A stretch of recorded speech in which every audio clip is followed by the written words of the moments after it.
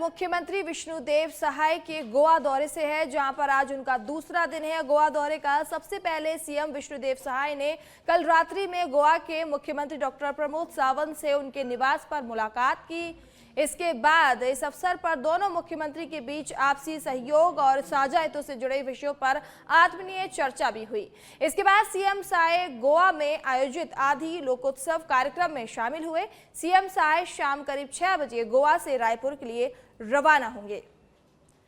तो दोनों के बीच साझा हितों में चर्चा की गई।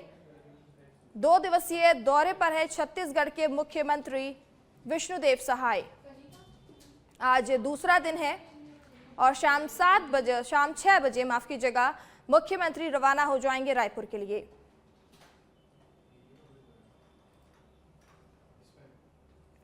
सीएम सहाय गोवा में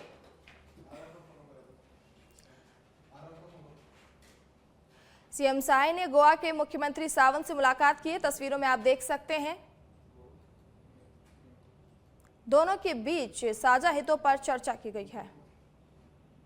मुख्यमंत्री विष्णुदेव सहाय के गोवा दौरे का आज दूसरा दिन है। सबसे पहले सीएम विष्णुदेव सहाय ने कल रात्रि में गोवा के मुख्यमंत्री डॉक्टर प्रमोद सावंत से उनके निवास पर मुलाकात की थी। इस अवसर पर दोनों मुख्यमंत्रियों के बीच में आपसी सहयोग और साझा हितों से जुड़े विषयों पर आत्मीय चर्चा हुई थी। इसके बाद सीएम सहाय गोवा में आयोजित आदि लोकोत्सव कार्यक्रम में शामिल हुए। सीएम सहाय शाम करीब 6 बजे गोवा से रायपुर के लिए रवाना होंगे। तो सीएम सहाय गोवा के 2 दिवसीय दौरे पर हैं। दोनों के बीच कई मुद्दों पर चर्चा की गई है। आप देख सकते हैं, तस्वीरों में साफ साफ नजर आ रहा है कि दोनों ने मुलाकात की है और गोवा के मुख्यमंत्री ने उनका स्वागत किया।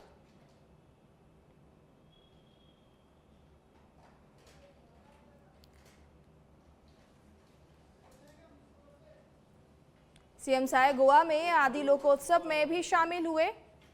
आज शाम 6 बजे रायपुर के लिए रवाना होंगे मुख्यमंत्री विष्णुदेव सहाय। आपको बता दें कि 2 दिवसीय दौरे पर थे मुख्यमंत्री सहाय गोवा में। दोनों के बीच साझा हितों से जुड़े विषयों पर चर्चा हुई।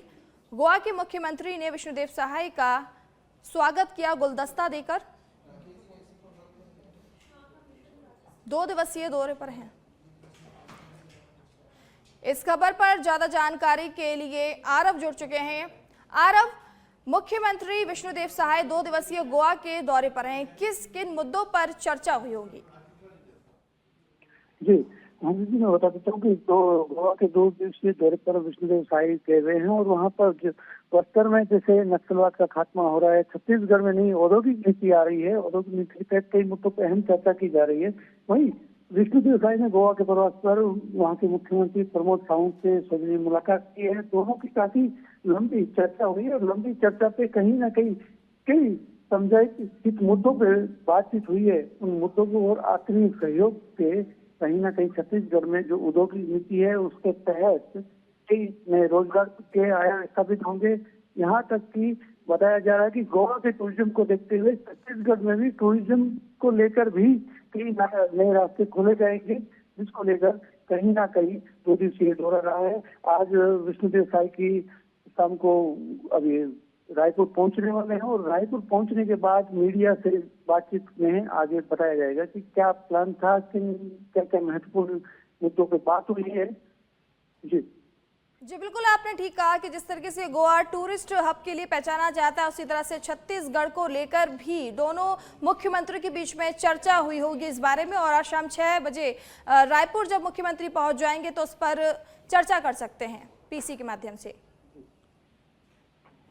जी बिल्कुल, मैं बता रहा हूँ कि रायपुर पहुंचेंगे तो मुख्यमंत्री इससे चर्चा करेंगे। और रही बात बस्तर में नए टूरिज्म के आयाम स्थापित हो रहे हैं। बस्तर से जैसे ही नक्सलवाद खात्मा का हो रहा है तो बस्तर में टूरिज्म के लिए काफी अनेकों जगह है, जो पिकनिक स्पॉट हो या फिर देखा जाए तो यहाँ पे बस्तर में काफी बड़ा टूरिज्म हब माना जाता है। उसके लिए भी एक बड़ा आयाम देखा जा रहा है। इसी को लेकर मुख्यमंत्री गोवा के दौरे पे थे और मुख्यमंत्री के आने के बाद ही कहीं ना कहीं ये बात की पुष्टि हो जाएगी कि आने वाले समय में छत्तीसगढ़ के अंदर भी कहीं ना कहीं टूरिज्म का हब बनने जा रहा है। जी बहुत बहुत धन्यवाद आरव। तो बढ़ते हैं अगली खबर की ओर।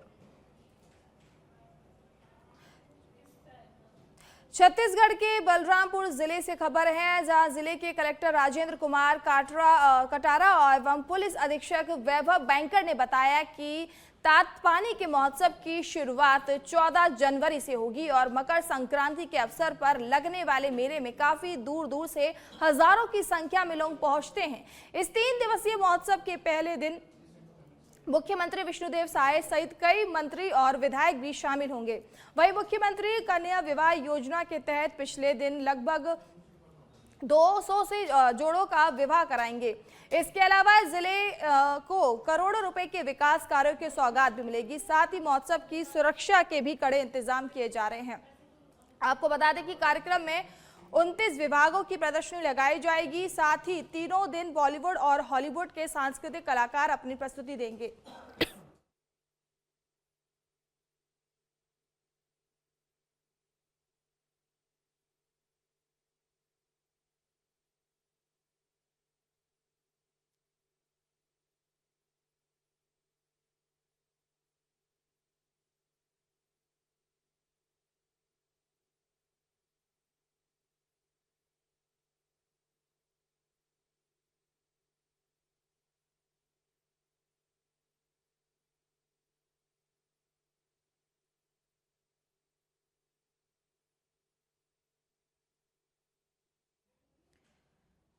तो बॉलीवुड सिंगर और कलाकार इस दौरान प्रस्तुति भी देंगे। तातपानी महोत्सव की तैयारियां जोरों पर चल रही हैं। अपने गर्म पानी के लिए प्रसिद्ध है ये तातपानी महोत्सव। कोरिया के बैकुंठपुर से खबर है, जहां रेलवे लाइन के डबल पटरी निर्माण कार्य के दौरान बड़ा हादसा हो गया। आपको बता दें कि यह हादसा उस वक्त हुआ जब गोबरी नदी के पास पुल निर्माण स्थल पर पाइपलाइन लगाने के लिए मजदूर उतरे थे और तभी अचानक मिट्टी खिसक गई। हादसे में एक मजदूर की मौके पर ही मौत हो गई, जबकि दूसरा गंभीर रूप से घायल हो गया है। सूत्रों के मुताबिक घायल मजदूर का इलाज ठेकेदार की ओर से निजी अस्पताल में जारी है, जहां उसकी हालत नाजुक बताई जा रही है। फिलहाल मौके पर काम रोक दिया गया है और घटना की जानकारी संबंधित अधिकारियों को दे दी गई है। आपको बता दें कि मजदूरों को बिना सुरक्षा किट के कार्य कराया जा रहा था। तो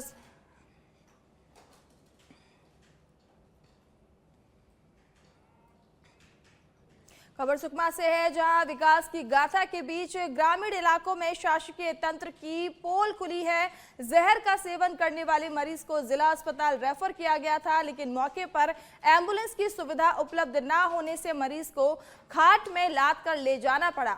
उप स्वास्थ्य केंद्र होने के बावजूद एम्बुलेंस की सुविधा नहीं मिली है। आपको बता दें, ये पूरा मामला कोंडा इलाके के कोंडा सावली पंचायत का है।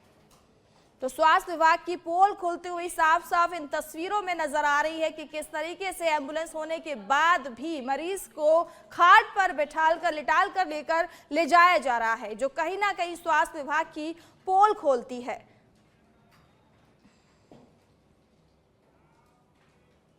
अब बात करेंगे एमपी की खबरों की। खबर भोपाल से है, जहां मध्य प्रदेश शासन के सांस्कृतिक विभाग द्वारा कुशाभाऊ ठाकरे सभागार में आयोजित प्रदर्शनी का मुख्यमंत्री डॉक्टर मोहन यादव ने उद्घाटन किया।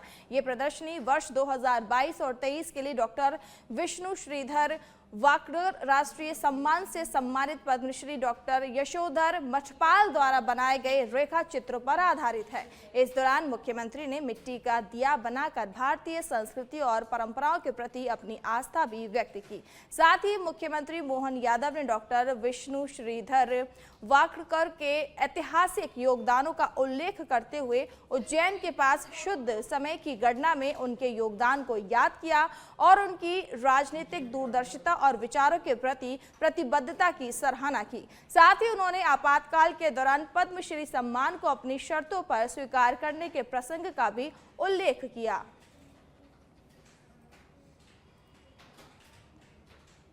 मध्य प्रदेश के बालाघाट से बड़ी खबर है। बालाघाट में रेत माफियाओं पर खनिज विभाग की बड़ी कार्रवाई की गई है।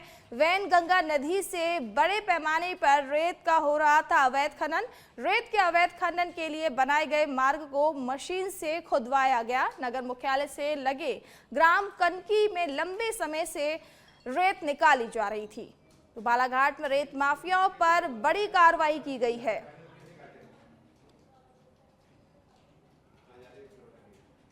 कांग्रेस के ग्रामीण जिला अध्यक्ष रामशेष बघेल ने प्रेस वार्ता कर जानकारी दी है कि इंदौर के भागीरथपुर में जहरीले पानी से 20 लोगों की मौत हुई, जिसके खिलाफ कांग्रेस इंदौर में 11 जनवरी को राज्य स्तरीय पैदल मार्च करेगी। इस जन आक्रोश प्रदर्शन में भिंड जिले से हजारों कार्यकर्ता पहुंचेंगे। इसके साथ ही उन्होंने बताया कि ग्राम पंचायत मुख्यालयों पर वीबीजी रामजी नाम के मुद्दे को लेकर भी विरोध और वार्ड कमेटियों का गठन करेंगे। जिला अध्यक्ष ने कहा कि अगर मनरेगा और इंदौर के मामले में परिस्थिति नहीं बदलती तो कांग्रेस सड़कों से लेकर संसद तक उग्र आंदोलन करेगी। देवास के खातेगांव में जीएसटी विभाग की कर अनुपालन जांच बुधवार, गुरुवार, शुक्रवार को भी जारी रही, जिसमें जीएसटी विभाग की टीम ने बुधवार दोपहर खातेगांव स्थित हरिप्रसाद रामचंद्र गर्ग और नीरज हरिप्रसाद गर्ग नामक प्रतिष्ठानों पर एक साथ दबिश दी। इन प्रतिष्ठानों का संचालन दीपक गर्ग और उनके छोटे भाई नीरज गर्ग करते हैं। आपको बता दें कि ये जांच सीमेंट, सरिया और बिल्डिंग मटेरियल के बड़े कारोबार से जुड़े प्रतिष्ठानों पर की जा रही है। विभागीय टीम पिछले 2 दिनों से बिल, स्टॉक रजिस्टर और अन्य वित्तीय रिकॉर्ड की गहन जांच कर रही है। जांच शुरू होते ही दुकान और गोदाम के शटर बंद करवा दिए गए हैं, जिससे ग्राहकों को लौटना पड़ा। इस कार्रवाई से क्षेत्र में दिन भर गहमागहमी बनी रही। वहीं इस कार्रवाई और जांच को लेकर जीएसटी विभाग के किसी अधिकारी ने अब तक कोई आधिकारिक बयान नहीं दिया है।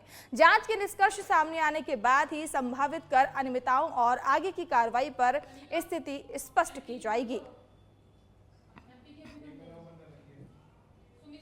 खबर पसरिया से है, जहां नगर पालिका में कांग्रेस के जोरदार प्रदर्शन से सियासी माहौल गर्मा गया है। नगर पालिका अध्यक्ष विनोद मालवीय पर भ्रष्टाचार के गंभीर आरोप लगते आए हैं। कांग्रेस कार्यकर्ताओं ने पेंच स्टाफ क्लब से रैली निकाली, जो शहर के प्रमुख मार्गों से होते हुए नगर पालिका कार्यालय पहुंची और कार्यालय का घेराव किया।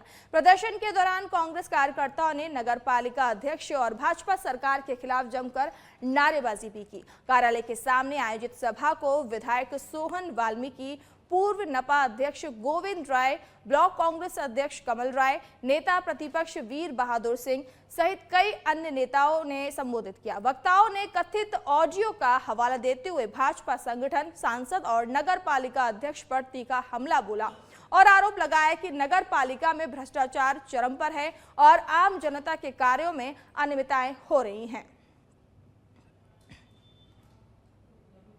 खबर बुरहानपुर जिले से है, जहां पांगरी बांध परियोजना से प्रभावित किसानों ने एक बार फिर दोगुने मुआवजे की मांग को लेकर विरोध प्रदर्शन किया।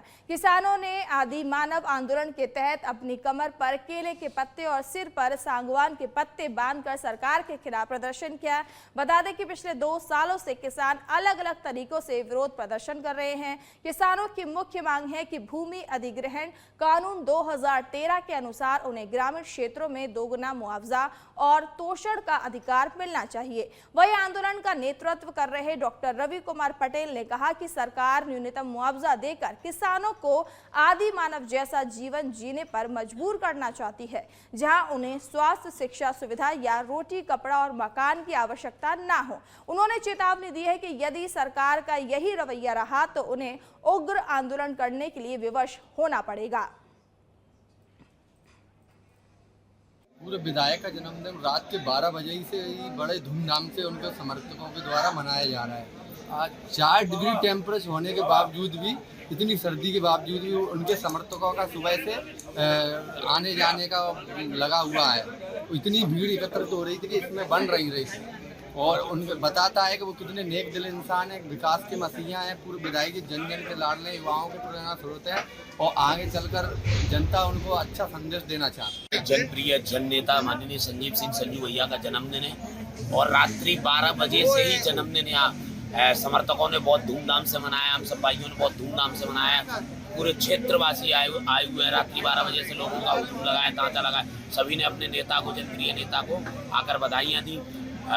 माननीय संजू भैया को 1 कुंटल की बड़ी माला जो कि क्रेन के माध्यम से पहनाई गई, ये खुद में एक अनूठी खबर अंबिकापुर से है, जहां दरिमा स्थित मां महामाया एयरपोर्ट से उड़ान योजना बंद होने के बाद कांग्रेस कमेटी सरगुजा के पदाधिकारी और कार्यकर्ताओं ने एयरपोर्ट के बाहर कागज का प्लेन उड़ाकर विरोध जताया और बंद सेवा को फिर से शुरू करने व नई कनेक्टिविटी जोड़ने की मांग की है। 19 दिसंबर 2024 से दरिमा एयरपोर्ट से 19 सीटर विमान उड़ान सेवा शुरू हुई थी, जिसे प्रधानमंत्री नरेंद्र मोदी ने वर्चुअल रूप से लॉन्च किया था और आम लोगों के लिए लगभग 1000 रुपए किराया तय किया था। लेकिन अब ये सेवा बंद हो गई है, जिससे क्षेत्र के लोग निराश हैं। उड़ान योजना शुरू होने के साथ सरगुजा हवाई मानचित्र में शामिल हुआ और शिक्षा, स्वास्थ्य व व्यापार के क्षेत्र में विकास की उम्मीदें बढ़ गई, मगर लगभग 1 महीने में ही सेवा बंद हो गई। कांग्रेस नेता आलोक सिंह ने कहा कि जनता के साथ धोखा हुआ है और उड़ान सेवा तुरंत शुरू की जाए, जबकि एयरपोर्ट डायरेक्टर सुशील कुमार श्रीवास्तव ने बताया कि उड़ान मंत्रालय और मुख्यमंत्री कार्यालय के साथ लगातार चर्चा जारी है और मार्च समर शेड्यूल से नई रूट दिल्ली, वाराणसी और रायपुर के साथ जोड़ी जाएगी। एयरलाइन यहाँ पर फ्लाइट चलाने के लिए एग्री हो जाएगा अपने कमर्शियल वायबिलिटी के हिसाब से, तब एयरक्राफ्ट चलाएगा वो। सर बीच में जहाज चलाना कोई टैक्सी चलाना जैसा नहीं है कि खड़े रहे, जब पैसेंजर आएगा तो भर लिए चल दिए, है ना। तो उन लोग को भी अपना कैलकुलेशन देखना पड़ता है, प्लस माइनस देखना पड़ता है। और फिर उसके अलावा अभी एयरक्राफ्ट की भी कमी है देश में। जो लोग मैन्युफैक्चरर थे एयरबस और बोइंग वगैरह, वो लोग सप्लाई पूरी नहीं कर पा रहे हैं, जो डिमांड है अभी पूरे वर्ल्ड में। तो जब वो एयरक्राफ्ट आने शुरू हो जाएंगे तो नए रूट्स में फिर जहाज चलेगा उसके हिसाब।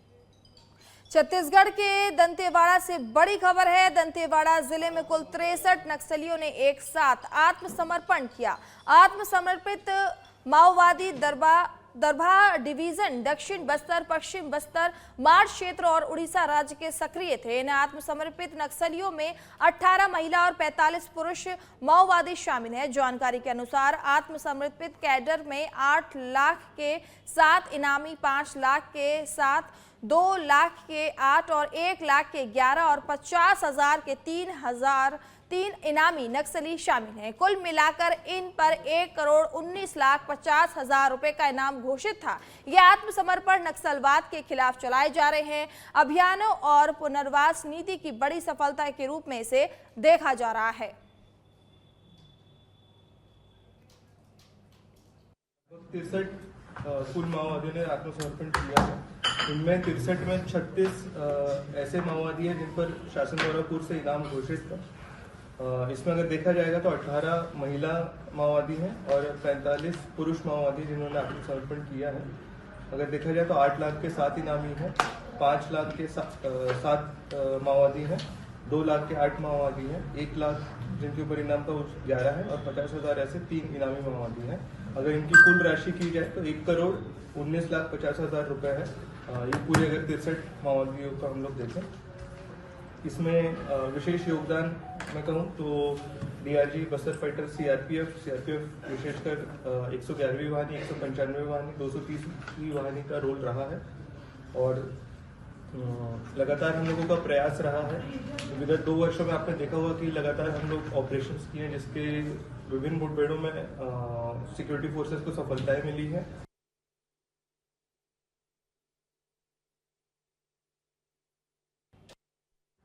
कुल माओवादियों ने आत्मसमर्पण किया।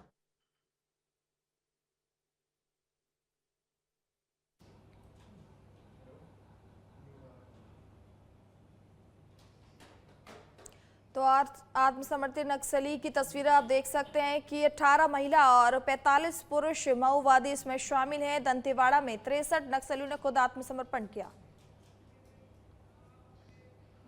मध्य प्रदेश के भिंड जिले में 3 लाख रुपए में फर्जी हथियार लाइसेंस बनाए जाने का मामला सामने आया है। इन लाइसेंसों में क्यूआर कोड पर भिंड का नाम अंकित है, लेकिन जिले के रिकॉर्ड में कहीं भी उनका विवरण नहीं है। ग्वालियर चंबल क्षेत्र में ऐसे सैकड़ों हथियार पाए गए हैं जिनके लिए फर्जी लाइसेंस बनाए गए हैं, जबकि कलेक्टर और एसपी कार्यालय में इनके रिकॉर्ड नहीं है। एनडीएल पोर्टल पर जांच करने पर लाइसेंस नॉट फाउंड दिखा रहा है। इस पूरे मामले पर एसडीओपी रविंद्र वास्कले ने बताया कि जांच जारी और फर्जी लाइसेंस वाले लोगों के खिलाफ कार्रवाई की जाएगी। हमारे संज्ञान में और भिंड पुलिस में लगातार काम भी कर रही है। इसमें हम लोग आइडेंटिफाई कर रहे हैं और सूचीबद्ध